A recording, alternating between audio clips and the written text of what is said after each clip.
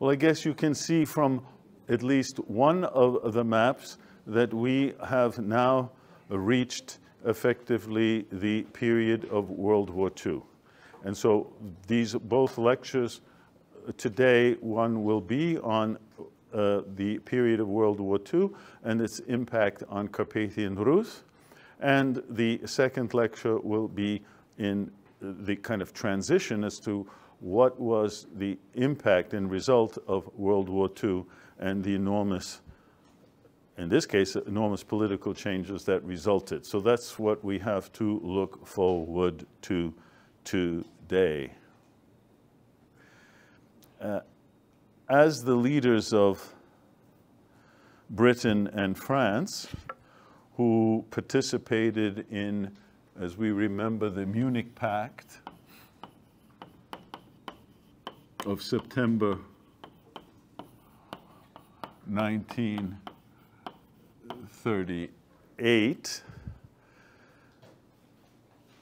they finally realized that the territorial ambitions of the Nazi German leader Adolf Hitler were not limited just to Czechoslovakia. In fact, even his ally Benito Mussolini was enraged because he was not consulted before Germany simply decided 6 months after the Munich Pact in March 1939 to liquidate what was left of Czechoslovakia.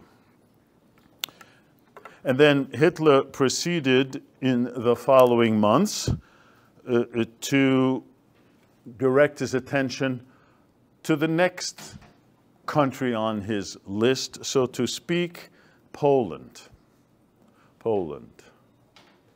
You can see on this map the boundaries of before the war, the red boundaries, and then during the war. Now, Poland was much larger than Czechoslovakia on the one hand, and its armies were poised to resist any attack.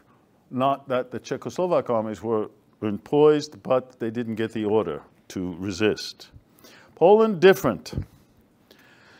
And Hitler realized this, and so to make his task easier, he did a complete and total diplomatic about-face, and he began negotiations with his hated enemy, Stalin, in the Soviet Union. And the result was a German-Soviet non-aggression treaty known as the Molotov-Ribbentrop Pact.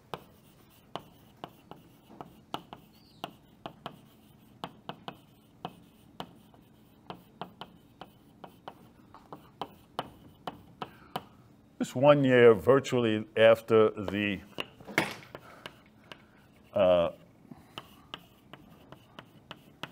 Munich Pact, September 1939. Actually, very specifically, the pact was reached on August 23rd, which would eliminate September for the reasons that we're going to see. And this pact, among other things, of now alliance between these two hated enemies, Stalin and Hitler, there was a secret protocol added to the pact that provided for the division of Poland between Nazi Germany in Poland, just in case a war might break out. One never knows. Now, Hitler, of course, had long planned for such an eventuality, so that on September 1st, literally 1 week after the pact, Nazi Germany invaded Poland along a broad front that stretched from the Baltic Sea to the Carpathian Mountains. So this was the old border between Poland and Germany, all along this border. Now, in contrast to the Czechoslovak crisis the year before, Great Britain and France, who didn't stand by their Czechoslovak ally, did stand by their alliance with Poland, and they declared war on Germany. And as a result, World War II had begun. Now, it does turn out that the British and French declarations of war had no immediate impact, and the result, Poland was left alone to defend itself against Nazi Germany's full-scale attack. This was the famous or the infamous Blitzkrieg, auf Deutsch, which means lightning war, Blitzkrieg. And that was foreseen in this pact between the secret protocol of the Molotov-Ribbentrop Pact. Hitler's German forces move from the west on September 1st, and then 3 weeks later from the east on September 17th, the Soviets attack Poland's eastern frontier. Now faced with overwhelming and superior military might, though the Poles fought against both the Germans and the Soviets, but clearly they were a little bit overwhelmed, and they were forced to capitulate on October 6, 1939. So within a month of the Molotov-Ribbentrop Pact and the invasion, once again, just as had been the situation at the end of the 18th century, when Poland disappeared and hadn't existed for the entire 19th century until after World War I, now it ceases once again to be a state. This German secret demarcation line, German-Soviet demarcation line, is a black line here on this map, certainly in this portion, more or less coincides with the present eastern boundary of Poland between Belarus and Ukraine, the present time. And in the south, it followed the San River up to the Carpathian mountains. Again, more or less. So what does this mean, however? The Lemko region now found itself on the German side. It was now in the German, Nazi German sphere because the San River became the border between the Soviets and the Germans. Now, Nazi Germany and the Soviet Union, two great allies now. I mean, people certainly, the Soviet Union ever since, and the Russian Federation, present rulers of Russia. World War II for them did not begin on September 1st. It began in June 1941. And to completely forget these 2 years. Why forget these 2 years? Well, that's because the so-called hated enemies, Stalin and Hitler, were like this. And so if you read and look at any Soviet newspapers, Pravda, Izvestia, all the famous or infamous Soviet newspapers during this period, front page is pictures of Hitler. Can you believe this? Well, yes, this was the case. And so during these 2 years, and already from the very beginning, Nazi Germany and the Soviet Union then proceeded to reapportion among themselves and their allies the entire territorial composition of Central Europe, that composition, that order that had been created at the Paris Peace Conference after World War I. Actually, it was Hitler's ally, Hungary, that was to be the first beneficiary of what now was a new territorial order in Europe. We saw already how in March 1939, Hungary took the rest of Subcarpathian Rus or Carpatho-Ukraine, then annexed another small chunk of territory here in eastern Slovakia, from the Slovak client state. And then at the initiative of Hitler himself, there was a second Vienna Award in August 1940 that gave Hungary the northern part of Transylvania within Romania that they had always wanted or wanted back. And then with the fall of Yugoslavia, caused by the Germans in 1941, Hungary got this little chunk of land in the Vojvodina or the Bachka. The point being that as a result of these territorial changes, by 1941, that is between 39 and 41, the lands of historic Carpathian Rus were all within the larger sphere of Nazi Germany and its allies. The Lemko region in Germany, in Nazi Germany itself, the Prešov region within Nazi Germany's client state, Slovakia, Subcarpathian Rus, and the Maramoros region here within Hungary, and the Bachka as well, down in the south of the Vojvodina within Hungary.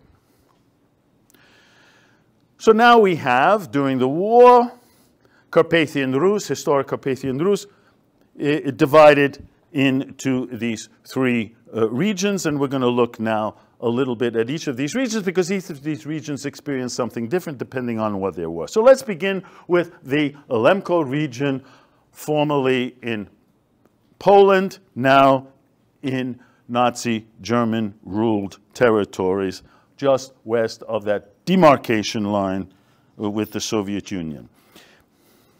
Well, that area west of the demarcation line in the Soviet Union, with the Soviet Union, but in Nazi Germany, this part now of Poland within Nazi Germany, they reorganized this into an area called the Generalgouvernement. Very strange word, which is actually a French word. I mean, the Nazi Germans are using a French word. In any case, they call this the Generalgouvernement. Technically, the Generalgouvernement Polen, auf Deutsch, which means the general government of Poland, a former Poland. Because this Generalgouvernement was itself an integral part of the Third Reich, Greater Germany, it had a civil administration, just like any other part of the Nazi state. This meant, with the civil administration, that everyday conditions in the Lemko region, which was part of the Generalgouvernement, were actually better than those in lands farther east that eventually were conquered by Germany, but were to be ruled as colonies. This was part of Nazi Germany. Now, east of this demarcation line, this historic province of Galicia, east of it, in what now was the Soviet zone of former Poland, the Soviets carried out the standard practice, done before, done now, done in the future. And what was that standard practice? Well, they organized a national assembly in Western Ukraine, specifically in the city of Lviv, the old Austrian administrative capital. They do this already in late October 1939, just right after the invasion. And under the protection of the Red Army, the delegates were encouraged, and somehow they unanimously agreed, to request that their homeland, this former eastern part of Galicia, Austrian Galicia, and then which was ruled by Poland in the interwar years, they request to be annexed to the Soviet Union. Of course, we didn't know if this was going to be accepted, but somehow on November 1st, that request was approved by the Soviet central government in Moscow, and then assigned these regions to Western Ukraine, that is, to the Soviet Ukraine, the western regions of the Soviet Ukraine. Now, two things resulted from this act. The Soviet Union, this is a little bit later, but this is still now the Soviet Union, now has a common border with Hungary, and literally where with Hungary, specifically the crests of the Carpathian Mountains in Subcarpathia. So this is this common border. So that's one important factor. The other important factor was that Soviet rule east of the demarcation line led to the almost immediate repression of traditional Ukrainian civic, cultural, and religious institutions, and in particular the Greek Catholic Church. Not only Carpatho-Rusyns were Greek Catholics, also the Ukrainians of Galicia were Greek Catholics. And fearing this kind of repression, no less than about 20,000 Ukrainians, many of whom had been national activists on the interwar Poland, now they're fearing the Soviet regime. They flee westward beyond the demarcation line into Nazi Germany. And that included the Generalgouvernement, and that included also the Lemko region. Now, as for the Nazi German authorities, they accepted the viewpoint that these Lemko-Rusyns were part of the Ukrainian nationality. So effectively, they accepted the Ukrainian understanding of this matter.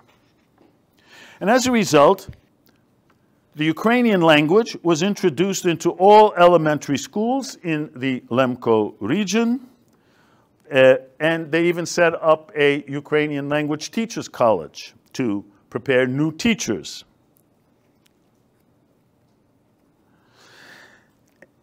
Other Ukrainian nationalists fleeing from Soviet rule east of the San River, east of that demarcation line, were welcomed to staff the various institutions in the Lemko region. Ukrainian refugees from eastern Galicia were also given jobs as policemen and as lower-level administrators within the Nazi German regime. Now, neither the German government nor, and certainly not the Ukrainian national activists, were sympathetic to those other two national orientations that we had seen exist in the Lemko region, the old Ruthenians and the Russophile activists. And actually, it was they who had dominated the cultural and religious life in the interwar Lemko region, as we saw last time. And as a result of that, teachers who were not of Ukrainian national orientation were removed from schools. The cultural organization, the Lemko Association that came into being in the 1930s, ceased to exist. The Ruska Bursa, which was this student residence dormitory and cultural center, first established by the Austrians, canceled by the Poles, renewed by the Poles. Now it's closed once again. The Greek Catholic Lemko Apostolic Administration, which was a separate jurisdiction of Greek Catholics living in the Lemko region, also continued to exist, but radically transformed. The new administrator was an active supporter of the Ukrainian orientation, and therefore he undertook an active campaign to replace the priests and the hierarchs of this Greek Catholic Lemko Apostolic Administration, most of whom had been these old Ruthenians or these Russophiles orientation, and now he replaces them with pro-Ukrainian priests. So that what was going on during that period between 1939 and our next important date,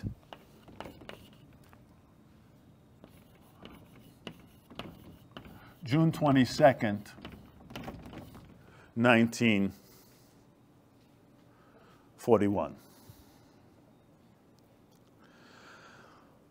Quite simply, Hitler disregarded the Molotov-Ribbentrop Pact, which included a non-aggression treaty for 10 years. There's supposed to be no war between Nazi Germany and the Soviet Union for 10 years. Hitler just forgot this.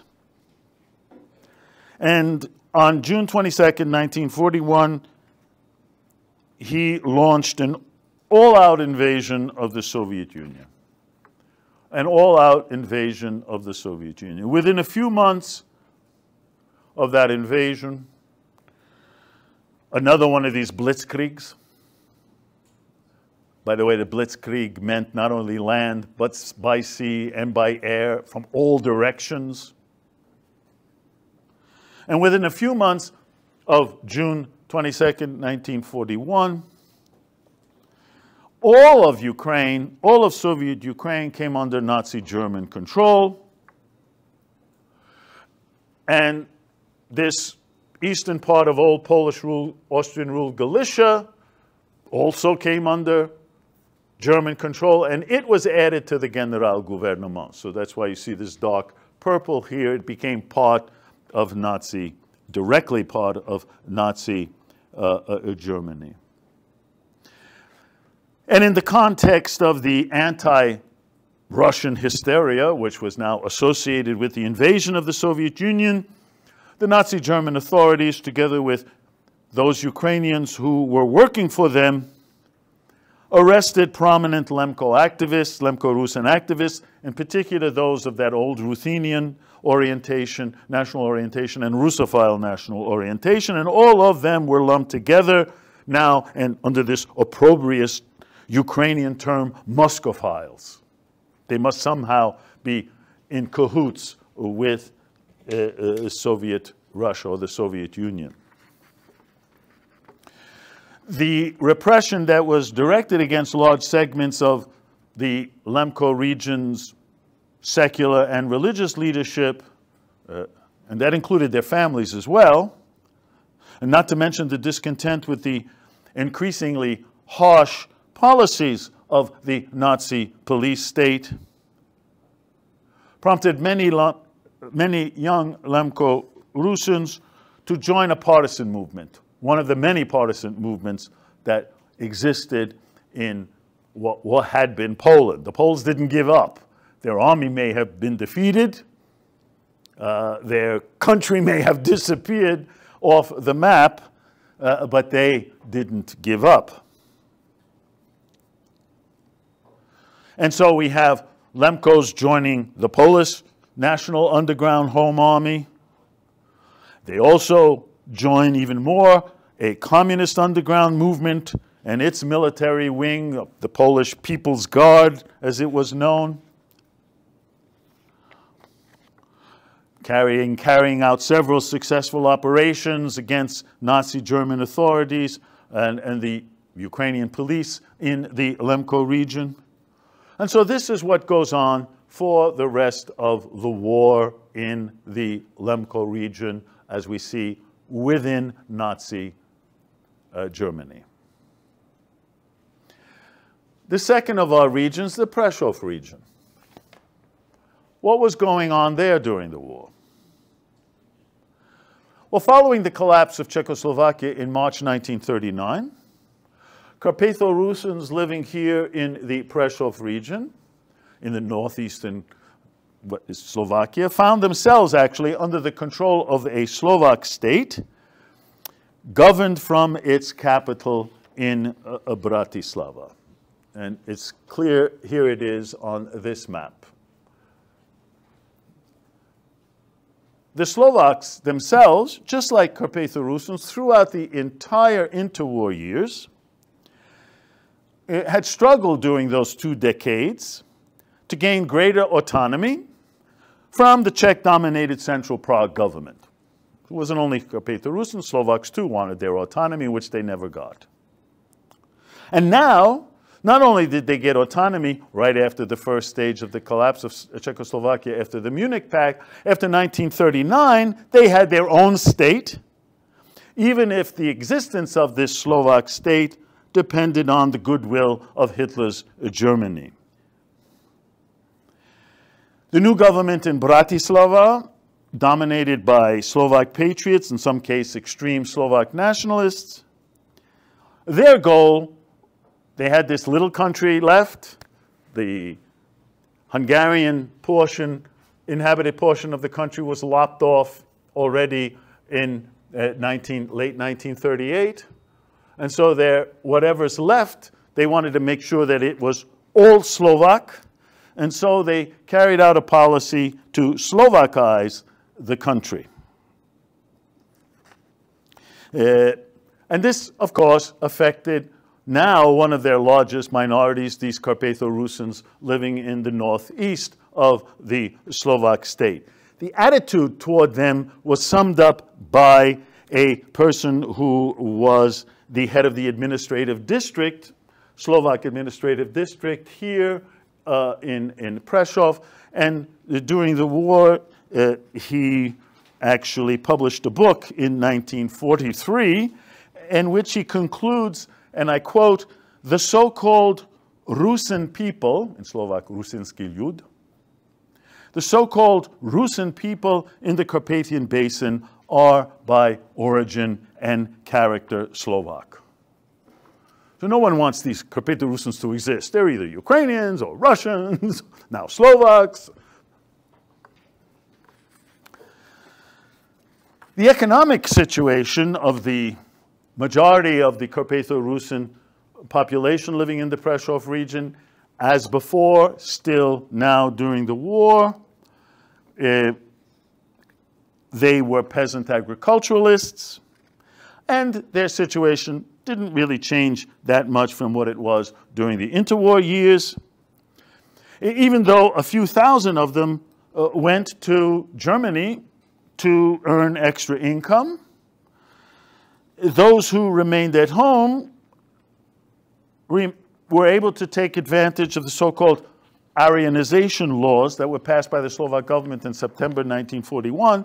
And what did that mean? Well, they received proprietorship over land and shops that from 1941 in Slovakia were taken away from Jews following the adoption by Slovakia, aping Nazi Germany, of a series of anti-Semitic laws. Now, since Slovakia did not suffer any real destruction until the last months of the war, very last months of the war, in fact, some improvements, especially in roads and communications, did take place in the Prešov region during World War II up until late 1944.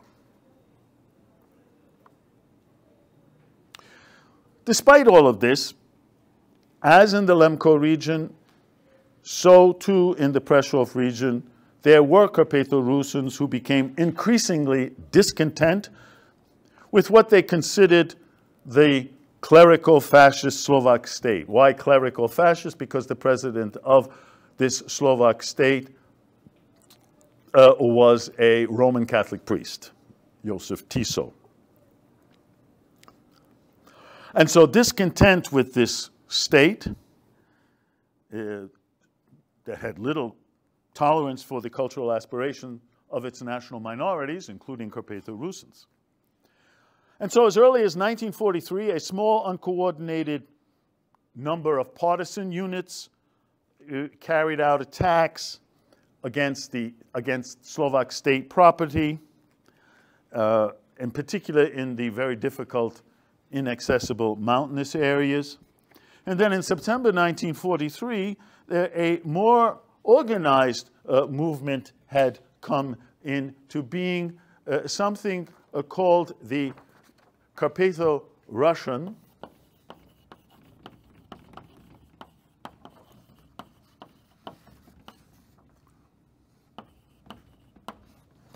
Autonomous Council.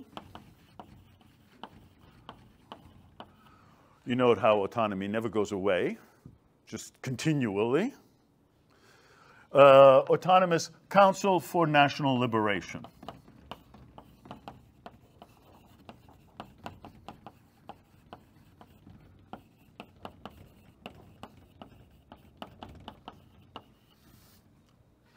September 1943. Now, this underground council represented various political national orientations, ranging from the left to the right of the political spectrum. But what united all of them were two goals. One goal was to assist Soviet prisoners of war in Slovakia, and also partisans. And the other was to cooperate with other underground organizations that were opposed to the Slovak state as a client state of Nazi Germany. In that regard, this Carpatho-Russian Autonomous Council, National Council, also expected that Carpatho-Rusyns in the Prešov region, together with their brethren in Subcarpathian Rus to the east, Carpatho-Rusyns would be treated as an equal partner with their own autonomy when the war ended, and hopefully Czechoslovakia would be recreated, but recreated as a true federation of three nationalities. Lastly, let's look at the situation here when we're going over these three in Subcarpathian Rus. In Subcarpathian Rus. We saw how the acquisition of this area by Hungary in two stages, first in November 1938 and March 1939, considered by the Hungarians a major achievement. Because, after all, Hungary was a country that for nearly 20 years during the interwar period had made border revisionism and territorial irredentism the cornerstone of its foreign policy. And since these revisionist propagandists had been promising that under the Hungarian crown of St. Stephen, Subcarpathian Rus would receive, at least initially, autonomy from the very beginning. And so, the rulers in Hungary felt a little bit obliged to address this issue of what? Autonomy. Actually, 9 proposals for autonomy were put forth, and then finally, the head of the Hungarian Minority Institute at a Pécs University submitted a project to the Prime Minister, and he accepted it because it looked like it reacted to or fulfilled the true idea of the crown of St. Stephen with all of its different peoples. And on July 23rd, 1940, this autonomy bill was introduced in the Hungarian parliament.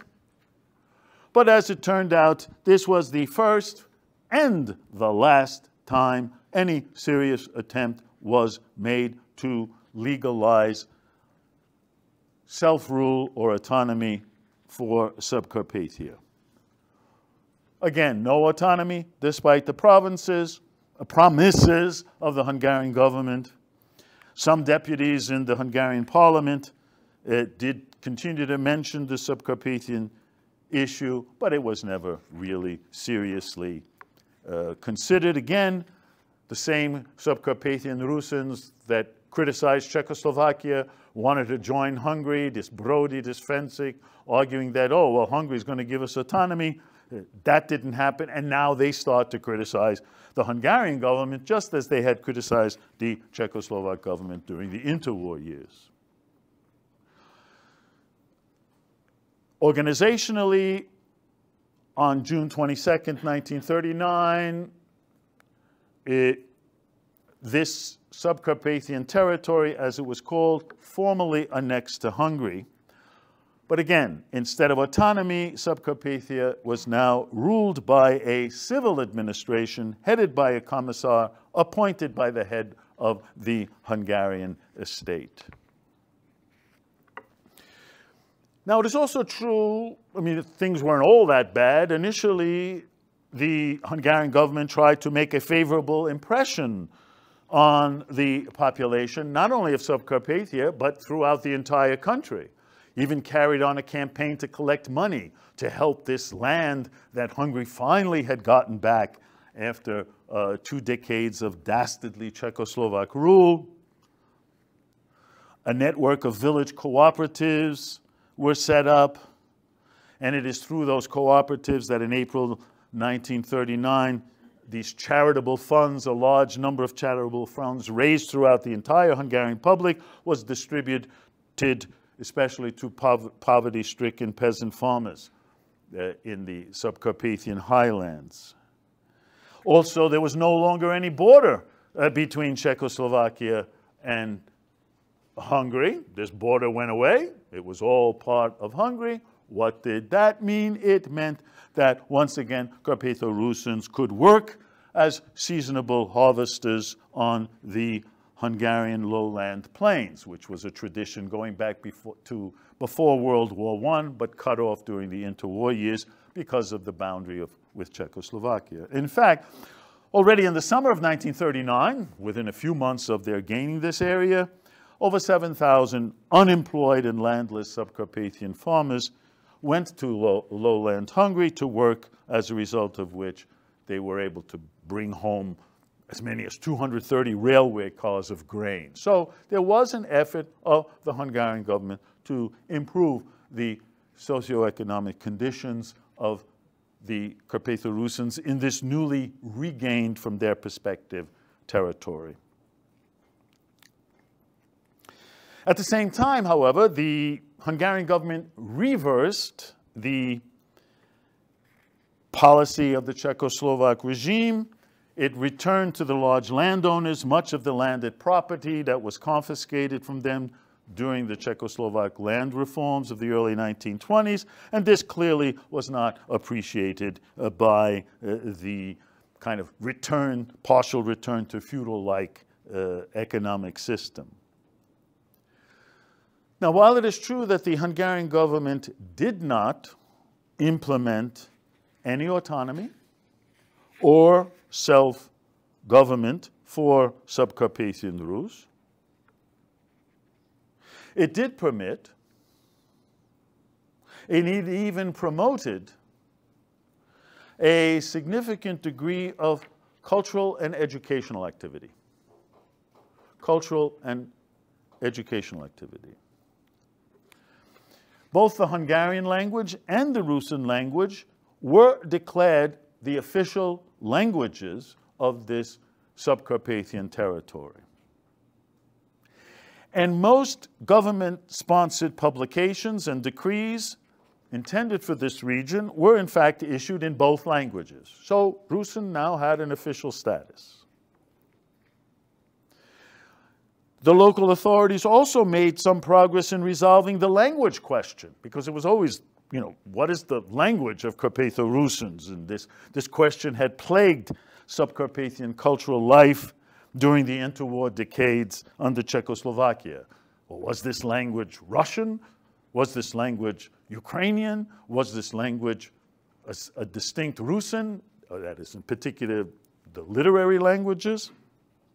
Now, at the outset of 1941, the Hungarian government provided funds that led to the creation of a Subcarpathian Scholarly Institute,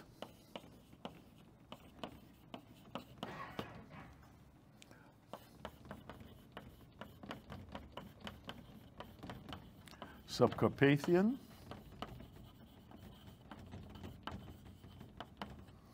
(1941). So we now have a scholarly institute in the area. And its primary goal, interestingly, was the following. Quote, to contribute toward the creation of a distinct national identity among Carpatho-Rusyns.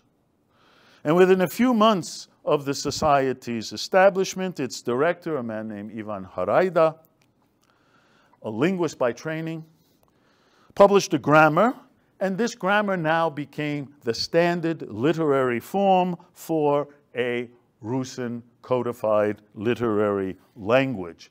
Had never happened before, and now at a governmental level.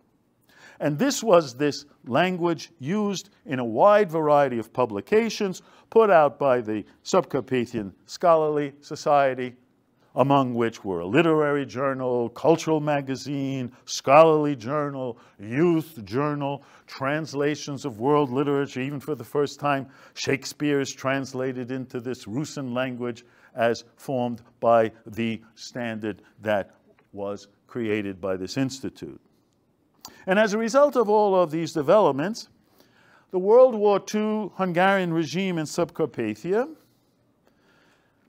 did make possible, for the first time, the organized development of the Rusynophile national orientation. Namely, we are not Russians, we are not Ukrainians, we are a distinct Rusyn, or now called Hungarian-Ruled nationality. The goal of these various organizations, publications, school curricula was to convince the local population that, as I said, they constituted a distinct Uzhhorod or Hungarian-ruled nationality, whose past history and culture were intimately related to the Hungarian state and the historic realm of the crown of St. Stephen, which was the symbol of that Hungarian state. And what about those two other orientations? I mean, these people just didn't go away. That is, the Russophiles and the Ukrainophiles. Well, the Russophile orientation, because some of those politicians like Brody and Fencik were still functioning legally, so the Russophiles were allowed to publish. But the Ukrainian orientation was banned by the Hungarian authorities. They closed all Ukrainian-oriented organizations, including the Interwar Prosvita Society. The impressive cultural center of the Prosvita Society was given to the Subcarpathian Scholarly Institute.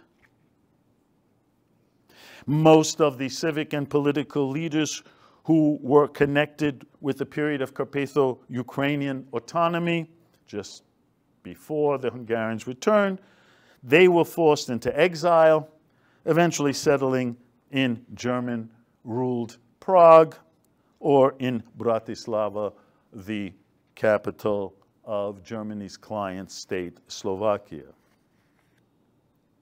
And then there was the larger number of intellectuals, students, civic activists, and simple peasant farmers throughout Subcarpathian Rus, some of whom, during those interwar years, had become committed to a Ukrainian national identity. So those other orientations did not go away. What about them?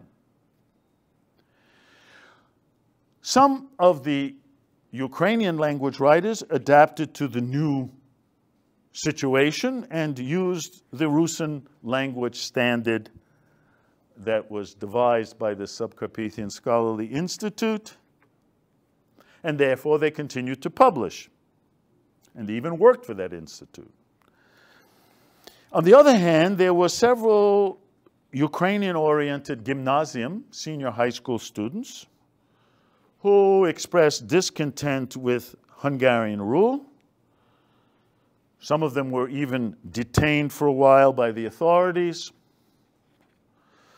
And then a much larger number of young people, not depending on, not just Ukrainophiles, also Russophiles, Rusynophiles, those young people who did not welcome being drafted into the Hungarian army. No one wants to be drafted into any army at any time. They were united in their hatred of Hungary and in the belief that after the war, they would be able to live once again in quote-unquote their state. And what was, from their perception, their state? A restored Czechoslovakia. That was their state. And among these discontented types that didn't want to be drafted, amongst other things, opposed Hungarian rule, were about 7,500 young women, also nearly 500, pardon, did I say young women? Men. 7,500 young men, and also about 500 women. They expressed their discontent by fleeing northward into Soviet-held territory. Late 39, especially 1940. They wanted to join the struggle against the fascists, Nazi Germany, and eventually Hungary. But to their surprise, they were not welcomed. After all, you're going to the Soviet Union. So what happens when you go into the Soviet Union? You just don't go into the Soviet Union. They were considered by the authorities as spies. And because they crossed illegally into Soviet territory, they were all arrested, sentenced to various terms of forced labor in the infamous system of the Gulag, that is, forced labor camps located in the northern, inhospitable Arctic regions of Russia and Siberia. And then after June 1941, when that route was even closed off because Germany now had invaded the Soviet Union, the Hungarian security services became increasingly suspicious of any expressions of sympathy toward the East, especially among Carpatho-Rusyns students and youth. And so, during the remaining years of the war, hundreds more were arrested, questioned about their alleged pro-Ukrainian or pro-Soviet sympathies. Tensions continued to rise throughout 1943. In particular, as we're going to see, Soviet armies on the Eastern Front were gradually approaching the Carpathian Mountains. All of these were the circumstances which made the Hungarian authorities increasingly nervous and which led to more arrests, trials, prison sentences in Hungarian work camps, and in some cases even executions. And finally, much of Subcarpathian society was traumatized by the deportation of virtually the region's entire Jewish population. Over 100,000 men, women, and children to the Nazi German death camps in Auschwitz-Birkenau. By the way, as long as Hungary was in control of its own country, Jews were not touched within Hungary. But in the spring of 1944, a fascist regime took over in Hungary, and the German army arrived in Hungary, physically. And that changed the situation within Hungary as a whole. And some person in the Nazi German administration, named Adolf Eichmann, was given the task of experimenting and carrying out the deportation of Jews of Hungary, which they hadn't been deported. And the first place from Hungary where Jews were deported was from Subcarpathian Rus. Now, Subcarpathian Rus itself had never experienced pogroms or any other overt form of anti-Semitic violence, which, by the way, made it not relatively unique, but unique in Europe, let alone Central Europe. And as a result of that reality, the removal of so many friends and neighbors from towns and villages, that is, Jewish friends and neighbors, throughout Subcarpathia sent shockwaves of fear and uncertainty among Carpatho-Rusyns left behind. This brutal deportation of Jews in the first half of 1944 now changed profoundly the demographic composition of Subcarpathia. By the end of that same year, however, the year 1944, even greater changes were in store, as all of Carpathian Rus was finally thrust into the battle zones of World War II. And we'll see what that meant when we return after the break.